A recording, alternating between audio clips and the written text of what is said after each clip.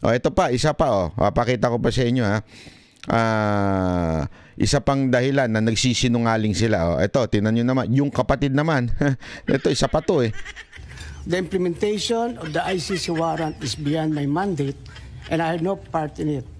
And may I also state for the record that I am not aware of any core group, nor am I a member of such group that allegedly planned and prepared for the arrest of former President Duterte. Hindi naman. It was a group effort. Secretary Anyo was there too. There was also no intelligence operation. Secretary Anyo, of course, his specialty is intelligence, so he was gathering all the information in his source, in his location. The former president's presence in Hong Kong, as well as his return to the country, was a public knowledge since it was heavily reported in both mainstream and social media. The information that he gathered and shared was very reliable, and such as, or is there anything you can share? The conversations on whether or not they would go home. Ibig sabihin, yung mga lawyers po sinasabi kay dating Pangulong Duterte. Parang gano'n ang lumalabas sa mga sources. Sources from Secretary Anyo? Sources ni Secretary Anyo. Opo. And he relayed that to the core team. So the core... Alam mo mga kababayan, ito dito, conflicting ang sinasabi nila. Okay? Sinasabi ni Anyo, sandali, wala ako dyan, hindi ko alam yung pinagsasabi mo. Ang sagot naman ito ni Remulla, it's the President, yourself, Secretary Anyo, Secretary Teodoro, and the President. And the, it is utterly tapusin muna natin to para paiwanag ko sa inyo. Unacceptable that and unfair that my name is being dragged into an alleged grand conspiracy. I firmly deny any allegations of a grand conspiracy. Parang kailangan niya nila ng group chat. Ngayon, group chat na naman. Ito mga kababayan, kasi sinasabi nito ni Secretary Remulla ng DILG, sinasabi niya yung mga kasangkot, di ba, na nadinig kaya nga nabansagan traidor si Anyo eh. Di ba, bakit? Kasi nandun yung binanggit niya si Anyo, si Gibo, kasama pa presidente dyan na pinagplanuhan daw nila. Okay? Yan ang tanong kasi tinanong siya dyan kung ikaw, sino-sino kayo nagplano niyan? Binanggit niya yan. At dinetalye niya pa, sinasabi niya na yung sources ni Anyo ang pinagkukuhanan nila na source dun sa nangyayari sa Hong Kong. So kaya nga di ba sinasabi na meron traidor. Okay. Ngayon, mga kababayan, maaring totoo na may traidor, maaring hindi totoo na may traidor. Gayunpaman, magkaiba ho ang sinasabi nitong dalawang to. Sinasabi nitong ni Anyo, hindi totoo. Sinasabi naman nito isa totoo. So, definitely, one must be lying and the other one is telling the truth. Okay? Sa akin, ito sa sarili ko lang ang opinion to. Bahala kayo kung anong inyong opinion. Sa akin, mas pinaniniwalaan ko si Anyo kahit papaano. Maybe he was blinded. Maybe he was blinded and just, baka pati siya tinarantado. Baka pati siya ginago. Kunwari, yung nagfi-fish lang, nandun pa ba sila, ganito. Ikaw naman, without you knowing na merong plano itong mga kasamahan mo, bigay ka naman na bigay ng info. Kasi nga, maybe kaibigan mo yung mga ibang tauhan ni PRRD sa Hong Kong. Ibig sabihin, you are pure in answering the questions. Kasi bilang parte ng gobyerno to, trabaho mo na sumagot kung may tatanong sa'yo about your area. So sinasagot mo lang naman without having the knowledge na uhulihin na pala yung dati mong pinagsilbihang presidente. Posible yon. Yun yung nakikita kong posibleng nangyayari. Ako personally, I do not know Anyo. Okay? I do not know Anyo. Lalong hindi ko naman kilala to isang Remulla na ito. Pero kung mas meron akong ibibigay ng hindi sagad na tiwala. Pero kung may lamang naman na may pagkakatiwalaan ko, mas pagkakatiwalaan ko si Anyo. Si Anyo kasi hindi naman politiko eh. Etong isa, pinanganak na ho ito na politiko eh. Alam na natin yung mga karakas nito ni eh. Kasi malamang nangyari dyan.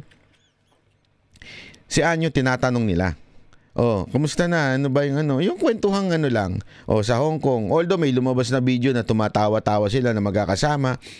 Hindi mo kasi pwedeng ano yun eh. You cannot just sa akin po hindi mo naman pwede kagad i-judge yun na there's something wrong.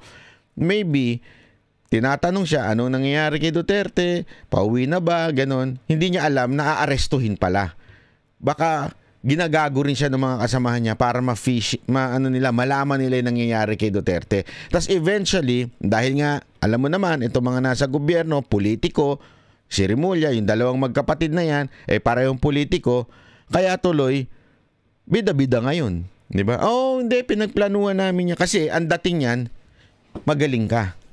Diba? Iyan ang dating Yan naman, alam naman natin ang karakas ng mga Remulla Di ba? Ang karakas ng mga Remulla yung talagang, hindi, bida kami, magaling kami.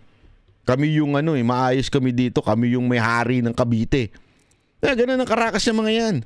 So, baka siguro doon sa interview, nagbida-bida siya na parang, siguro akala niya sa community niya, sa mga ginagalawan niya, siyempre sa social media, algorithm mo, yung mga pumapabor lang sa'yo. Di ba? So, iniisip niya siguro, hindi, ano ko ito, accomplishment ko to, na organize ko sila. Kasi, eto bakit DILG secretary ang nagsasalita? Wala naman siyang kinalaman dun. Bakit ganun? Ba't siya yung nagbida-bida? Na hindi, meron akong participation dito at meron nga kaming grupo na para kaming nag-uusap-usap kasama namin ng presidente. Parang ako kung iisipin mo ng malalim, parang sandali. Mas pwede pa ko si SOJ, si Secretary Remulla, yung kapatid niya. Bakit? Kasi yun involved talaga ang DOJ. Dito, wala namang talagang totally involved ng DILG. Bakit siya yung nagsasalita dyan at nagbida-bida? Tapos, nandamay pa. Di ba? Nandamay pa ng ibang tao. Yun ang feeling ko. You maybe have different opinion. I respect that. You can be wrong and you can be right and I'm wrong. I respect that. Pero yun lang yung aking pananaw dito. Hindi ko kinakampihan si Anyo pero wala kasi akong tiwala sa mga Remulla. Yun ang totoo dun. Yun ang totoo.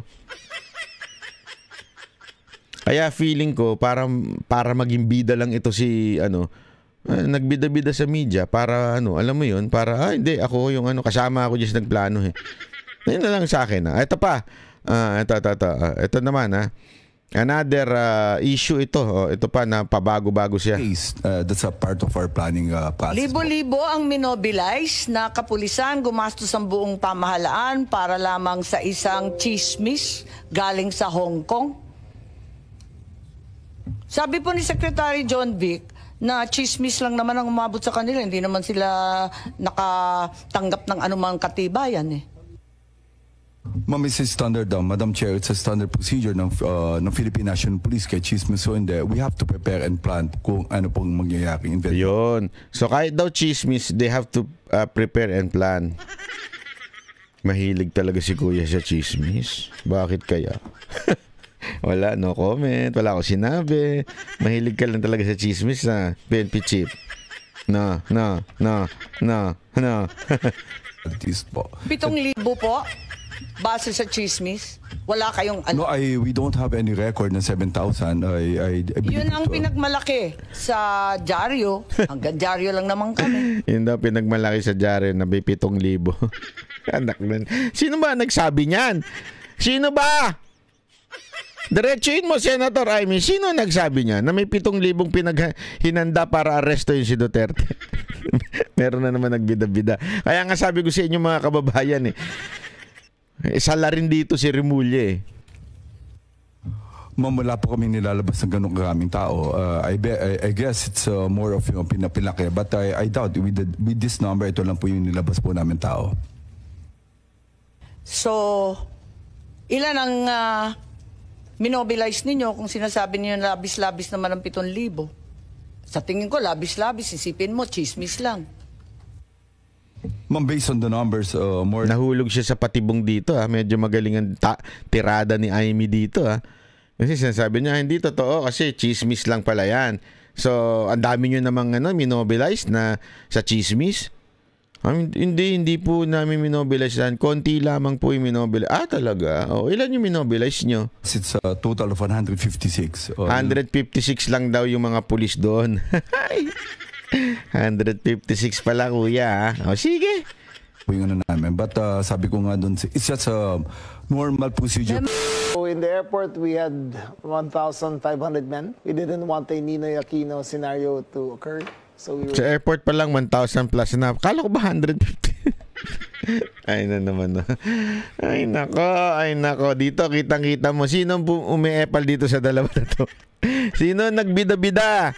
Sige, kayong na hindi ko kinakampihan si Marvin, ha? Pero kitang-kita naman kung sino yung nagbida-bida eh. Di ba? Ewan ko sa kanila. Be sure of the security. Sa Malacanang, there was another 1,000. In Krame, the usual lang ang Krame at saka yung veterans. So, veterans had maybe 200. Villamor maybe, that kasi contingent sa airport yan eh. So, 2,000 all in all in the air na Villamor premises. Ma'am, based on the numbers, more or less, it's a total of 156. Nako, muntik na tayo doon. So 156, okay? Sa kay umabot ng 7,000. Ay nako.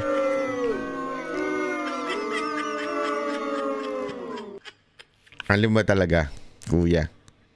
Hindi nga ako naniniwala din sa 156 eh. Sa tingin ko mas madami. Kasi doon pa lang sa labas yung mga riot police na madami na ho yun. Unless kasi maaaring hindi niya kinoconsider yun. Kasi alam mo ba sa riot police, hindi pa naman totally... Ang alam ko pagkakwento sa akin ng isang police, yung mga nasa riot police, marami doon hindi pa talaga police. Parang mga estudyante pa lang ng kapulisan. So maaaring hindi niya sinama sa bilang yun.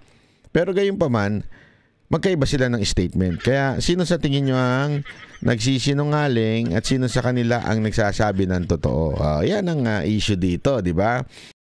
Kami ang boses ng masa, hindi natatakot. Katotohanan lang, di kami nalulunod. Walang bahid ng sismis, lahat ay totoo. Kahit sino ka pa, pag mali ka babanatan ka. Walang pinipili kulay, wala kaming kinikilingan. Basta para sa bayan, kami lalaban. Pag tama palakpakan, pag mali matatakot para sa bayan, tuloy ang sigaw. Sa harap ng kamera, walang halong takot. Mga baluktot, lahat kayo'y tutumba. Ang hustisya at totoo, yun lang ang mahalaga. Kahit sinong harang, di kami matitinag. Walang pinipiling kulay, wala kaming kinikilingan. Basta para sa bayan, kami lalaban. Pag tama palakpakan,